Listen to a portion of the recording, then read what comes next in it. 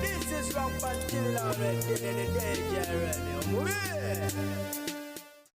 Mwasuze mutya era mwasibe mutya balungi abagalwa bampuliriza ku Fifi the News akakwole ate nga manchokola chama nnyonyi ddala kubanga ate hoje komideko kyo ekiteberezebwa okubeera bomo kyabwatuse mu bitundu by'e Kapeka mu district ey'e Nakaseke era nga kigambibwa nti omuntu omu yafiiriddewo so nga ate abalala bana batwaliddwa ku bisago eby'amaanyi ddala wabula nga kino we kijjidde okubeerawo wiiki emu emabega abaana basatu bagenda mu maaso kubanga ate bafiira mu bitundu eby'e Nakaseke ku nsonga y'emu eyo ey'ekintu ekiteberezebwa okubeera bomo ate ngera si bwe gusose mu bitundu ebyenjawulo ebiteberezebwa okubeera bomo bize bibaluka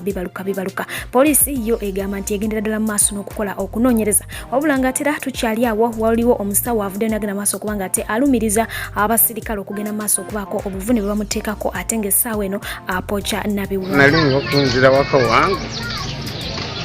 nensanga abasirikale ku nkubo ne baŋŋamba simama ne bagula emmotoka yange ne bankwata ne batandika omansika mu mmotoka ne bankuba mu luguudo ne batandika kunkuba bukubi nga tewogera era tebayogerako nange ntukunana kino baki ne mbagamba muntwale mu charging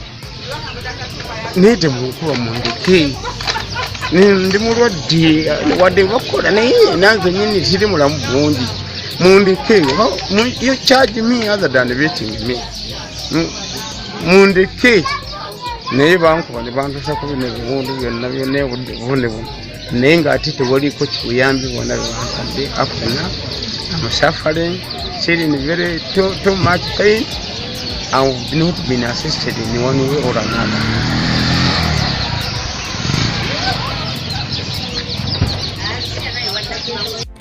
Ye omukyala amanyiddwa nga Honorable Shami Momalende bw'ati avudde n'agenda maaso kubanga ate yeewanjagira ku lw'embeera gy'ayitamu oluvannyuma lw'okuba nti atwala omusango gw'omukulu amanyiddwa nga Honorable Alan Sewanyana wamu n'omukulu amanyiddwa nga Honorable Muhammad Segirinya mu maaso era ng'onaategeeza nti afuna okutiisibwatiisibwa okuva mu bantu batategeera wabula ngenda kubanga ate mukulekera agende maaso kubanga akunnyonnyola kiki kyennyini kyagenda maaso kubanga ate afuna ku sayidi eyiye.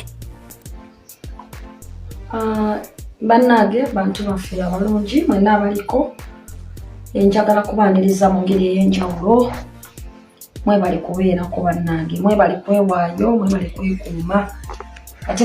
mwebali kusigala nga mulina okukkiriza okwo amanya n'eddoboozi nze Shami Momalende era omubaka wammwe omukyalo wa Kampala district omulonde nga nayitira mu kukadya National Unity Platform naye abasinga obungi mwasinga kumanyira kukuba munnamateeka owa omubaka Robert Kyagulanyi Ssentamu ate nga president waffe owa National Unity Platform ate ng'era mu kiseera kimu mwamanyira okuba nti mpuuza emisango egy'obwereere ku bantu baffe abakwatibwa mu mbeera emu oba endala n'olwekyo nzize olunaku olwaleero okuba nti njogerako nammwe nga omulama omugulengedde awo ngenda kwogera mu bufunze ate mu bwangu nnyo okusobola okubeera nti sibamalira data mungi na biseera bingi ate n'embeera gye tulimu omanyi nti akazigizigi ensonga endeese enkulu kwogera ku ngeri obulamu bwange gye buli mu kutiisibwatiisibwa olw'okubeera mu musango gwa Honorable Segirinya Muhammad ne Honorable Alan Sewanyana kabe kasindi n'ensonga endala gye sinnaba kutegeera bulungi ate era n'okubawa updates entuufu ezikwata ku musango gwa Honorable Segirinya ne Honorable Alan Sewanyana nga bwe bitambula mu kooti era buli wamu ngenda kikola kino ekyo mu bwangu ddala okusobola okuba nti mbategeeza kuba munnange muli bantu bange muli bantu baffe mwebale kubanga mutwagala nokubeera nga mutuwagira naye kyenjagala okubajjukizaako nti mpozi Shami Momalende asangibwa ku Malende and Company Advocates na Yellow Farm kyetwaggulawo okubeera nga tuwolereza abantu baffe eyo n'Yellow Farm yakusasulira ssente naye olw'okuba nti twasala okuweereza abantu misango gyenkoze mu kuwolereza abantu ku bwerere gisuuka mu misango 5 era okuva bwe natandika okubeera nti nonde wangu omubaka omukyala wa Kampala ate n'okubeera lawyer wa People Power bwe tuba notuwolereza emisango egyo tetusosola abantu baffe mbeera mwe bali tuwolereza okubeera ku bantu abatandikirwako paka mu bantu abawaggulu era n'essaawa eno nga sinaba kutandika bulungi mulamu ogwo njagala kubategeeza nti lisiti ez'abaana baffe bonna ab'enjawulo abali mu makomero ag'enjawulo ezibadde zikompilingiddwa abantu baffe badde babalambulako tulwana okulaba nga batanaleetebwa mu makooti emisango gyabwe giba fixed. Abeetaaga okufayiringira applications za bail tugoyezaako okulaba nga tukola paperwork oyo era ali mu kutambula wansi. Tusuubirira ddala nti ne mu kaseera mpawukaaga n'abaana bafa bonna be mutalabako abakyaliyo bagenda kuba nga bayambibwa era Shamim Malende nja kubeerawo nnyo. Abantu baffe nga Makete Yassini, tulina Bambirota ya Olivia, tulina bangi Bakalanzi Sharifu, tulina Waiza, tulina bangi sisobola kwamenya ne mbamalayo naye tugamba nti bonna tubalimu, n'abalala bonna besimenye wano tubalimu, n'abatamanyiddwa amannya tubalimu, n'ababuzibwawo emmotoka ez'enjawulo eza drone nabo ate tubanoonya. Era database ya creating ne ku kitebe kyaffe ekikulu nga president wa akikulembeddemu ne secretary general ne legal department egezaako okukola kyonna kyesobola okukola. Mpozi a big up abakulembeze baffe ate ne Kanso Katana Bambi nawe bali nnyo byonna byokola. Kanso wa Mary Anthony Bambi tungera kuteeka musala n'okusabira Mukama Katonda akubeere kuba bingi byokoze mu struggle ate n'obeera ng'oyambi. Mpozi nga sinaba kugenda wala njagala kwebaza bonna abanominatinze mu kubeera nti mbeera mu Women in Law Awards oba abakyala abasinga okuba bazira mu nsonga z'okwoza ez'amateeka ez'okulonda eddembe ly'obuntu mu Uganda. Mwebale nnyo okunominatinga, mwebale nnyo bonna abataddeyo omutima ate n'abo abanooze nembeera nga munooze babe mwebale nnyo bakuba nti awards zabadde zirondebwa bannamateeka bokka ate abalina PC naye mbeebaliza ddala.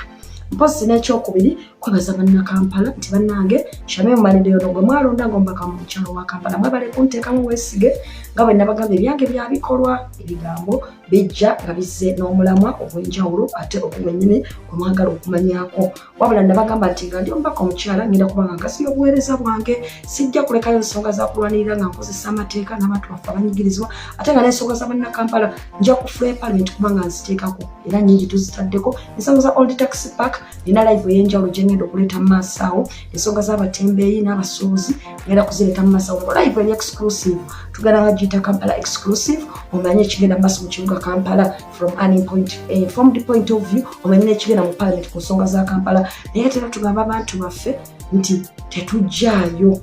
ku ssuubi kubanga tugamba nti Uganda eno okutereera buli kimu okutereera tugenda okukyusa obukulembeze mu mirembe mwana wattu era ffe tugamba nti change tugirinze era change ejja era change tugyetamu okulaba nga ejja n'olwekyo tetujjaayo wabula tusigale nga tukyali ku mulamwa. Era Robert Kyagulanyi Ssentamu president akyali waffe Barbara Itungo first lady yaffe naye waali era n'abantu mwenna abalwanyi ba foot soldiers mwe bali kubeerako abantu ba diaspora mwenna tubaagala nnyo na buli abeereddewo ababaka banabiri n'abaana bonna bali mu mbeera yonna mwe bali nnyo bali ddala. Kakati nga nvuddewo awo njagala kugenda ku mulamwa. Emiramwa giri ebiri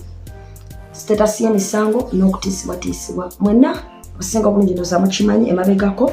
nti tuzuzize nga Shamim Malende nga ntiisibwatiisibwa. Mbadde nnyo mu misango gino egy'ababaka bano ababiri naye ng'ekindeetamu ng'enkola yange bweri kulwanirira mazima na bwenkanya ti nga munnamateeka natendekebwa kulaba nti abo bokka abazizza emisango be balina okusibibwa n'okubeera nga babeera emabega w'enkono.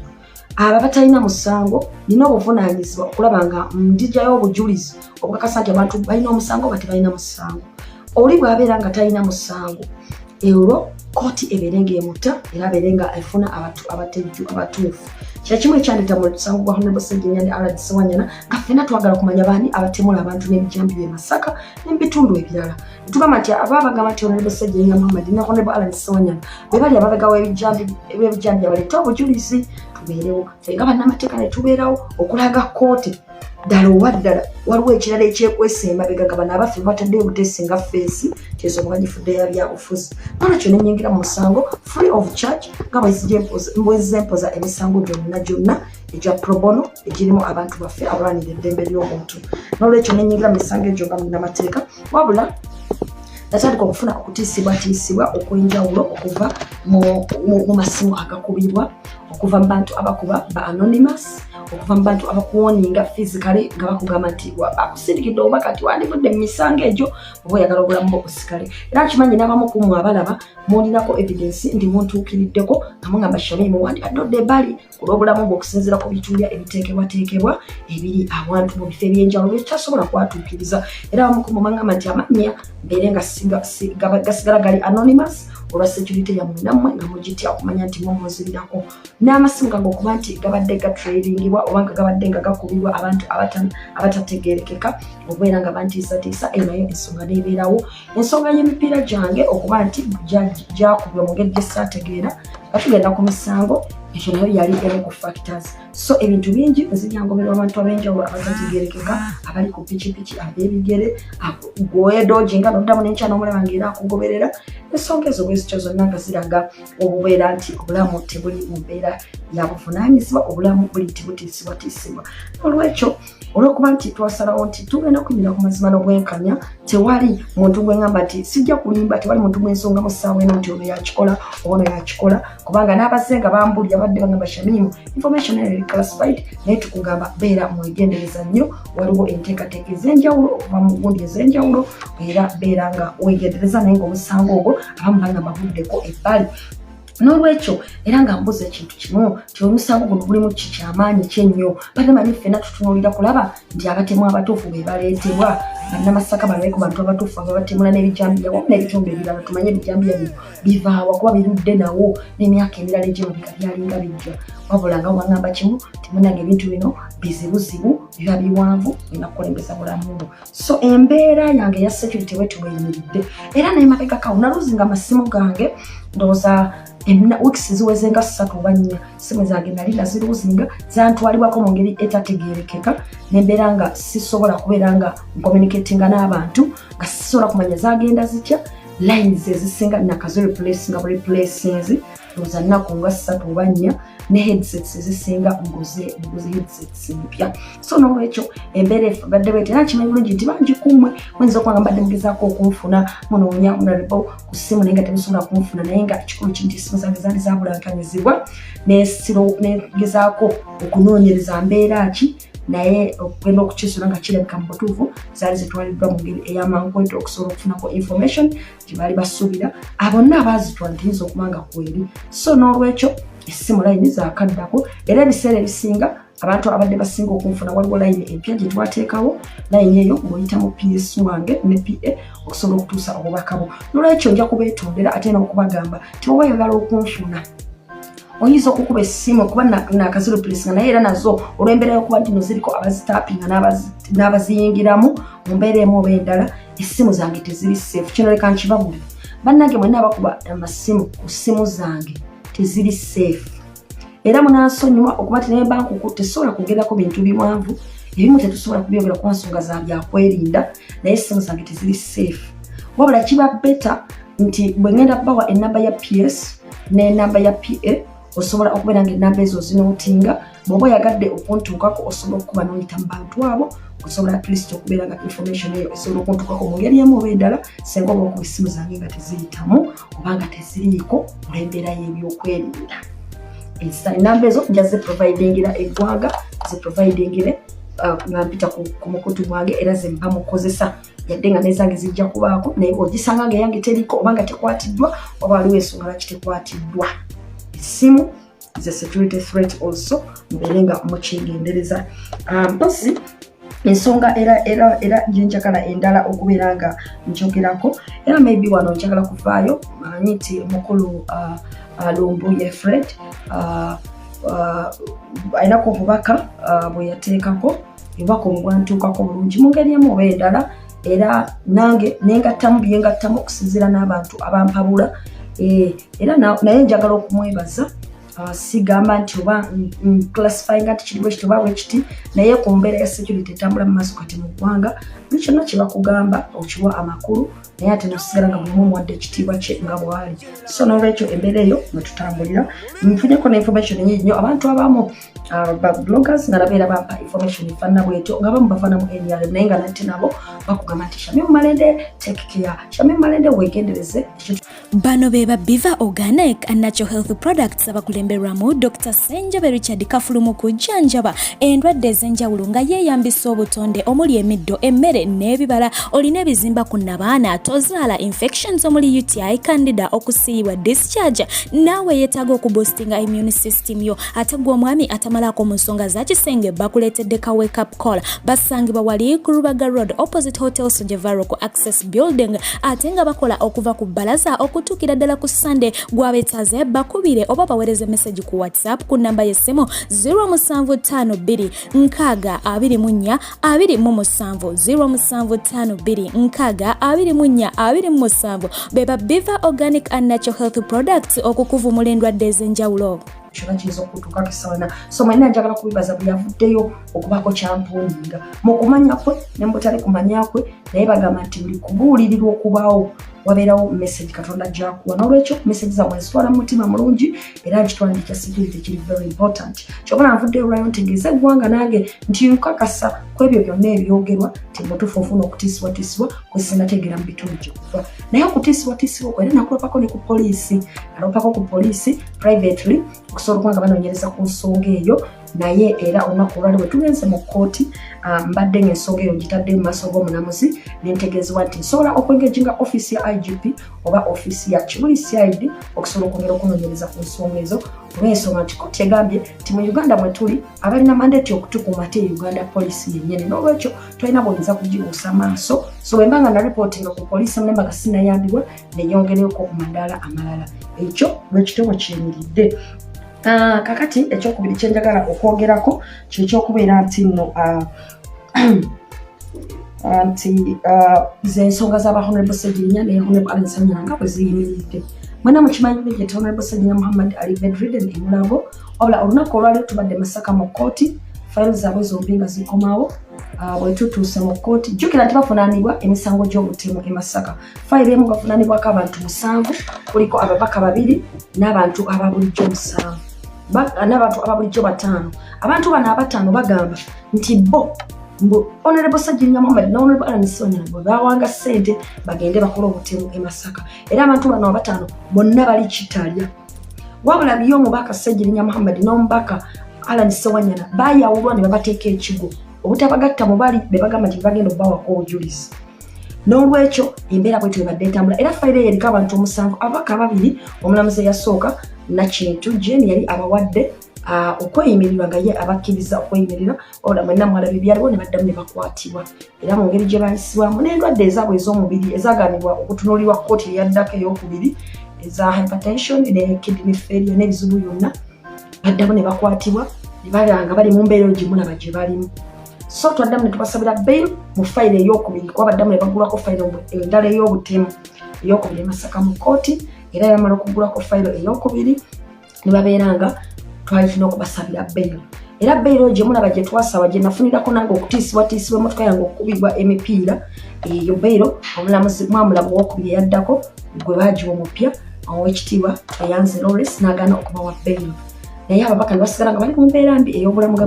bwe baabalaba era ebbanga lyonna tuze tukaabira kkooti nga tukigamba nti obulamu bw'abantu bwa kitiibwa abantu basobola okuba nga balina emisango egibavunaanibwa naye bagende bajjanjabibwe gavumenti nabo beeyagala kubawerekerako naye babeere nga bajjanjabibwa abasawo baabwe abakugu kubanga olwedde waliwo obujulizi nti olwedde babadde bali ku bujjanjabi obw'enjawulo naye munnange ebyo byonna kkooti teyabiwuliriza abalamuzi baabiwuliriza ne bagamba nti prison esobola okubeera nga ejjanjaba abantu bano n'olwekyo mu fayiro ey'okubiri eya mada era ey'ebijjanjabi e Masaka ne bagaanibwa okweyimirirwa bwetyo embeera sijja kwogera bingi bwenna ne mugiraba Ssegirinnya Muhammad embeera gyalimu etuuka omugisa ekigo n'emutwaza Eruzira Maxon Bay abeere nga gy'ojjanjabirwa naye Eruzira Maxon Bay nayo ne bamulemererwa ne bamala kati bamusindisa embulago gyamalidde ddala ebbanga ng'ali mu mbeera eringa ey'okuba nti agendezera kumwa Honorable Ssegirinnya Muhammad mwenna mwamulaba seetaga kwogera bingi ekigere kyavunda kiteeberezebwa nti bwe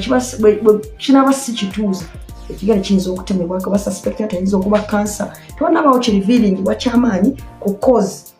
kukireetera embeera yo okuba nti yeyongera okuba obubi buli lunaku kubanga ye ng'omubaka ng'ayita mu ffe balobuyabe yali asabye nti alina abasawo be abakugu abamujjanjaba beyeekakasa be bandibadde baleeta ne babeera nga bamukebera kubanga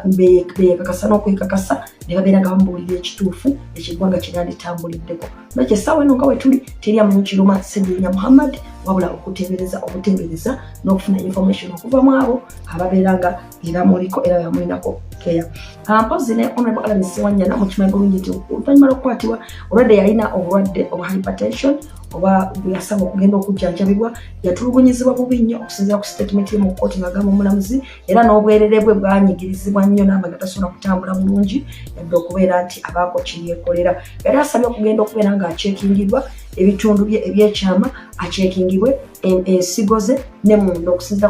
ku bwamukubibwako naye yagaanibwa era yena kati akyali kigo gyafunira obujjanjabi naye tugamba bwe nti eddembe ly'obulamu eri buli muntu yenna musibe si Honorable Allan Sawanyana yekka ne Honorable Ssegirinya tukimanyi nti abasibe bangi abali eyo nga bali mu mbeera efaanana bwetyo naye nga tebasobola kuyambibwa so ffe tugamba nti kino kko lya buli munnayuganda oba oli wa prison oba oli wa kooti oba oli munnayuganda owa bulijjo nti omuntu alina eddembe okuba omulamu ne right to health omuntu asobola okuba ng'alina omusango gumuvunaanibwa naye bwe tuba tukakasiza nti prison terimu ddagala lisobola mukebera mujjanjaba naawona oba terina byuma byabukugu bisobola kukebera kansa oba nsigo omuntu oyo aweebwe ng'omukisa ng'alina obusobozi abeere nga ajjanjabibwa abakugu basobola oba famire ng'esazeewo gavumenti emututte emutreating emujjanjaba under the supervision of government at least tuleme kubeera nga tuleka abantu ne bafiira mu makomera nga tulaba kubanga tekina kikitugasa ng'eggwanga n'olwekyo ensonga ezo bwe zituziiridde olwaleero Ssegirinya Muhammad taleeteddwa muzuumu ku kkooti kubanga abadde mu mbeera mbi ng'era akyali mulako tasobola kutambula yadde okulaba Honorable Allan Sawanyana aleeteddwa ku Zoom ng'ali mu mbeera etali ya mulembe wabula kkooti netegeeza omuwabi wa gavumenti n'ategeeza nti okunoonyereza kwabwe kulinga okuweddeyo baagala nga 23 Novemba 2020 muguno gwennyini omwaka gwe tulimu n'omwezi ssaawa 3 ez'okumakya batandika okuleeta obujulizi obulaga nti Honorable Ssegirinya Muhammad ne Honorable Allan Sawanyana be baatematema abantu ebijambiya e Masaka mu fayiro zombi n'olwekyo kkooti negamba nti nga 23 Novemba ekyo kye tugenda okutandikirako babasomere summary of evidence bakakase nti ddala bino byebivaako ebibalumika nti byebakola obutemu obwo ekyo tukirinze nga 23 Novemba omwaka gavumenti kyategeezezza oze ekibaddeyo mu kkooti nti tubadde tulina okusaba kkooti nti abantu bano ababiri bakkirizibwe kuba balina obusobozi babeere nga Ssegirinya tajjanjabibwa ng'ali ku pisto akkirizibwa nti yadde ajjanjabibwa abantu be bamanyi abasawo be bw'aba tasobola kwogera baleete omusawo omukugu abeere nga yamujjanjaba gavumenti yadde ng'emusupervisinga era ne Honorable Allan Sawanyana baleme kakaatikako basawo yadde bakugu bamukkirize aleete abasawo be abakugu oba batwalibwe mu bifo wali abasawo baabo abakugu kubanga gavumenti erina obusobozi okubeera ng'esupervisinga abantu abo nga bajjanjabibwa abasawo abakugu ora olunaku olwaliro kkooti ekkiriziganyiza negamba nti mu butuufu tusaba Uganda Prisons etugiragira ebeere ng'ereka ababaka babiri Honorable Allan Sawanyana ne Honorable Ssegirinya Muhammad baengaginga abasawo abaabwe abakugu nga gavumenti ebalabirira bulabirizi naye nga be babajjanjaba tusobole okubeera nga tutufiirwa abantu mu makomera era ekyo olunaku olwaliro kkooti ekikoze mpozi egyo gy'emisango ebiri egibadde leero e Masaka mu kkooti so Honorable Ssegirinya Muhammad olwawo ng'ali ku kitanda naye ali ku mpingu kubanga akyalina omusango gwa ttunka nagwo ogwennyini ogwa Masaka bavaamu mu mabairo etannaba kubeera ng'ereviewingibwa oba appeal okubeera nti eyitamu ne Honorable Allan Sawanyana akyali mu kkomera ekigo olw'ensonga nti ku fayiro ey'okubiri ey'obutemu kkooti tweyanze olw'ensonga omulamuzi yabagamba tebajja kufuna bail basigaleyo paka emyezi gyabwe 6 bwegiriggwako oba paka kkooti lw'eribawozesa mpozi akasembayo ti Honorable Ssegirinya Muhammad atalina fayiro endala eri ku Buganda Road Court empya eyamuggulwako nti yagamba nti abo bonna baali bawoninga okutta Kyagulanyi ekigenda okubatuukako okutta Honorable Kyagulanyi Ssentamu ekigenda okubatuukako kigenda kusinga ekyatuuka e Rwanda mu genocide mbwe yabyogera ng'ali ku Ssegirinya Muhammad fans page n'olwekyo ogwo omusango ne gumuggulwako nti yakumaakuma omuliyomba twayogera ebyo mu abantu abamu batandika okutemula bannabwe mu Uganda ne mu bitundu ebirala omusango ogwo ne guggulwawo njagala ojjukira nti wakagenda mu kkooti emirundi ng'ena naye ogwasembayo n'ogwaddira ogwasembayo omubaka Ssegirinya Muhammad tebasobola muleeta ku Zoom era olw'ensonga nti yali mu mbeera mbi nga nabo bennyini abaprisoni abasuseeko nga abalemye okujjanjaba ate nga balaba ali mu mbeera etaawa n'olwekyo bail application yo teewulirwanga naye ng'egenda kuwulirwanga 15 Novemba singa anaaba ateredde n'adda mu mbeera at least esobola okubeera ng'atunula mu kamera so Ssegirinya yali akyalinayo omusango ogwo omulala ate nno ogwo mupya naye jjukira nti ate waliyo omulala ogwa Buganda Road Court era guli gwe twasooka mu yaweebwa bail bwe yagambibwa nti yali asaba kkooti yali yeekalakaasa ku mini price ng'awanika ebipande ebiraga nti kyetaagibwa okuba nti obuwanguzi bwa Robert Kyagulanyi Ssentamu president bubeera nga bumuweebwa era nti n'okubeera nti yali asaba okubeera nti Eddie Mutwe no BNL James Mubiru ne banne nga bali bakwatiddwa babeera nga bateebwa era ebyo byebyamukwasa omusango gujjukira bungi twanguuza era n'afuna bbeero naye nga nakukyagenda mu maaso so wengera ku court status ey'emisango egyo ababaka babiri gye bavunaanibwa bwegityo bugiyimidde Honorable Ssajjinnya Muhammad alina emisango 3 alina emisango 4 ate Honorable Alhaji Ssewanyana alina emisango 2 Ssajjinnya alina 2 ku Buganda Road Court n'emirala 2 ku Masaka ate Alhaji Ssewanyana Honorable alina 2 Masaka mu kote mpozi Ssajjinnya Muhammad alina emisango emirala ejjinja naye gyadda nnyo mu Kalulu musango ogwo fayiro gwamugulako mu kiseera kya Kalulu naye ogwo yaweebwa bbeero era n'abeera nga omusango ogwo gulabika gwaggwamu amaanyi gavumenti ng'eraba nti terina bujulizi bumala n'olwekyo n'ebintu byabyo byonna byonna biri ku police station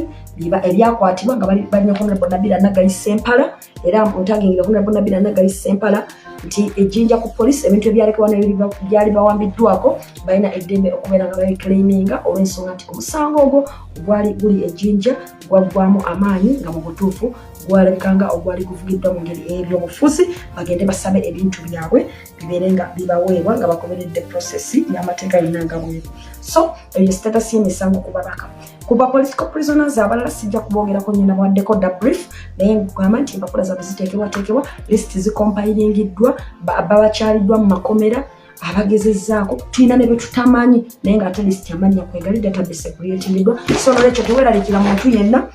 atali abo ababaka agenda kubeera nga ayambibwa era ali mu kuyambibwa kugamba Shame Mumanyi enkoza emisango egisukka mu 5 ku bwereere ne guno ogwa Honorable Ssejjirinya nakola emisango gyonna nziteekamu amafuta gange nteekamu buli kimu kubanga ekyo kye nasuubiza bannakampala kye nasuubiza Katonda ate kye nasuubiza ne Uganda n'olwekyo ekyo bwenkomye ku nsonga ezo bwe zityo mpozi kye njagala okusembyayo nga mu summary kwe kubagamba nti Uganda eno gye tulimu ng'ensi yaffe gyala ffenna tukitwale era tukimanye bwe tubanga tubadde tukimanye nti nnene nnyo okusinga ffe abagirimu olunaku olwaleero Uganda eno gye tulwanira obanga tuli mu ruling government obanga tuli mu opposition wonna we tuli oba ki si yaffe ffenna Uganda y'Abannayuganda bonna abalimu olwaleero abali mu byobufuzi n'abatali mu byobufuzi n'abo abalizaalibwa be tulirekawo ne be balirekawo ekyo nno kitegeeza ki kiba kitegeeza nti buli kusalawo kwonna kwokola olwaleero ng'oli mu Uganda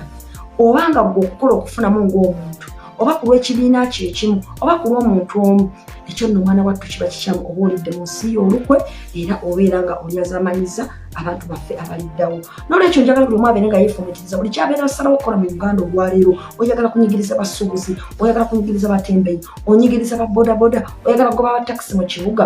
olina okulowooza ennyo oli mu kukuba bannoomugongo obalyamu olukwe abalonzi bo balyamu olukwe ate nga bakwesiga obeera mu zi meeting z'ekiro ate emisana ng'ogamba oli kirala olyamu pulezidenti w'olukwe nedda baaba ensonga eyo si bweri oba bweriddemu olukwe ate n'olyamu ne generation yonna yonna eriddawo n'abaana bawozadde n'abazzukulu n'olwekyo tuddeyo ku mulamwa twagale Uganda okusinga bwe tweyagala twagale Uganda okusinga ebibiina byaffe eby'obufuzi twagale Uganda okusinga okugamba nti nze ndi mu gavumenti essaawa eno nze ndyamu tujja kubeera nga tulina obuvunaanyizibwa bwe tukoze eri Katonda n'ensi yaffe mpozi n'akalala njagala okubeera nga nteekako ke kugamba nti twongere okusabira Uganda yaffe twongere okusabira abantu abanyigirizibwa twongere okusabira ebizibu byaffe ffenna bye tulina buli omu mu bizinesi mu mirimu gye mu maka ge buli kimu tusobole okubeera nga tubeera n'ensi ennungi na buli omu sikiro eyo gy'olina oba Katonda kyeyakuwa njagala otandika okuba ng'okikozesa okuyamba oyo gw'olaba atasobola senga funa nteekawo omutima guno ogwagala nti nsobola okukozesa kye nnina nga nzirigo profession nengamba nti olumu nkola ssente naye bw'esanga eyataaga obuyambi ate simusaba ssente ojja kulaba ng'ensi nnungi ng'era ffenna etwanguyira n'olwekyo mbadde njagala nnyo ekintu ekyo tubeere nga tukitunuulira pozi n'akasembayo kwe kakali bannakampala nti bannakampala tulina puroguramu yammwe enteeketeeke tulina bingi byo tugenda okusumulula ebyamaanyi kuwa Kampala kubanga amaloboozi tugakuŋŋaanyiza ebirowoozo byammwe tubayiseemu tubifunye gye tutannatuuka tuli mu kkubo abamu tuweereza proposals zammwe tugenda kuba niveiringira ekipya naye ate wano ku social media bwo tubagamba nti tulina program tugenda giyita Kampala ku ntikko Kampala nga tubawa ebitambira ddala mu Kampala kukowa ng'ategeye mazima ng'ate tubawa ne solutions ebyagema bibanyisi byakwogera bwogezi naye tukulira ekitunina mazima era ng'oli informed tumanye nti Kampala tumutegeera ate Kampala tutambulire wamu ate namwe mumanyi mutwala ebirowoozo byammwe ate nkujjukiza nti era awatali Uganda yawamu tewali Kampala ffenna twegatte nga bannayuganda ffenna tubeere nga tuwagalana, ffenna tulwanira Uganda eyawamu, kubanga ow'e Kampala bw'aba ali bulungi, owaliwo alina okubeera obulungi, buli site alina okubeera obulungi n'ebyalo bibeere bulungi. Nolwekyo tubeere nga tupreachinga message of love and unity n'okukyusa ensi yaffe mu mirembe. Mpozi kyenjagala okugezaako okubagamba nti kuno kakubeera kulabula ate nga kuli serious. Tulina ba comrades baffe abalungi ennyo mu struggle. Mwebale nnyo, mwebalire ddala, mwebale nnyo kwagala pulezidenti waffe, mwebale nnyo kwagala nkyukakyuka, mwebale nnyo okukola ku bulungi bwa struggle. Tubadde tusaba, nange kusaba kwange, nti mulimu abamu ate abalina ebintu byemukola ate biringanga ebirwanyisa ate abalwanyi ba struggle. Mulimu kumu ate abagenda ate saidi eri ne mufunayo ke mufunye ate namujja ne mubega bannammwe. Kyekiri kyatugambye nti olwoba olidde mu nsi y'olukwe, gavumenti enayinza obutakukwata kuteeka mu kkobera, naye ye Katonda alina wagenda okunywereza. Bw'oba oli olukwe mu Shamim Malende, n'oli olukwe mu Honorable Kyagulanyi Ssentamu, n'oli olukwe mu muntu yenna, munnayuganda oyo mukozi munno, n'owaayo banno ku ngeri y'obulyaz'amaanyi, n'obaleetera ebizibu, ojja kukisasulira. Oli waddemu okwambala eddiba eryeru kungulu naye ng'emabega oli wanzikiza teryakugaana, naye osobola okulimba abantu bonna naye tosobola kulimba Katonda ate tosobola kulimba mwoyo gwo. Nolwekyo ffenna tutereeze, tekiri ku bacomrades bokka ne sayidi endala gyekiri. Nolwekyo n'oba oli mukulembeze nga bakulonda, oli mubaka wa parliament, oli mbeeya, oli kansala, oli wa LC1, naye nga omanyi tinafuna ekifo kulwanira busente, kufuna opportunities, kubeera nti nze ntuukawo wendi obulungi, ngendo bwensiga ekifaananyi ekirala ngamba sirina bwensonzeemu, naye ngamba nti twetereeze emitima kubanga tusobola okulimba abantu bonna, tetusobola kulimba Katonda, tetusobola kulimba abantu, tetusobola kulimba mitima gyaffe n'abyoyo byaffe, ate tuba tujja kisasulira. Nolwekyo tuddeyo ku mulamwa, tusigale ku mulamwa. Bannange mwebale nnyo, mwebale ddala okumpuliriza. Eyo yebadde brief, naye nga basically it's about threats on my life. My phones are not safe to you all. I'll give you the PS number and the PS number that if you want to reach to Shamim Malende, you can go through the lines of my PS and public and personal assistant. I'll avail those lines via my social media. Then for Kampala people, we are unveiling a plan for Kampala City where we'll be discussing issues affecting the people of Kampala and the practical solutions and how we are implementing it so that the people of Kampala know what exactly is happening and then how we can go about it. Then I have given you a brief of the updates about Honorable Sejirinya and Honorable Alan Sewanyana, but what you have to know that the massacre cases are coming up on 23rd November, and that is expected to be committal proceedings and then trial will commence. And then for Uganda Road Court against Honorable Sejirinya, it is on 15th November 2021. Thank you all for the support. Thank you for loving us. Just keep loving your country. Keep glued to demanding for change and for peaceful transition of power. Shamim Malende, I remain your woman member of Parliament for Kampala District on the National Unity Platform ticket. Thank you so much. God bless you all.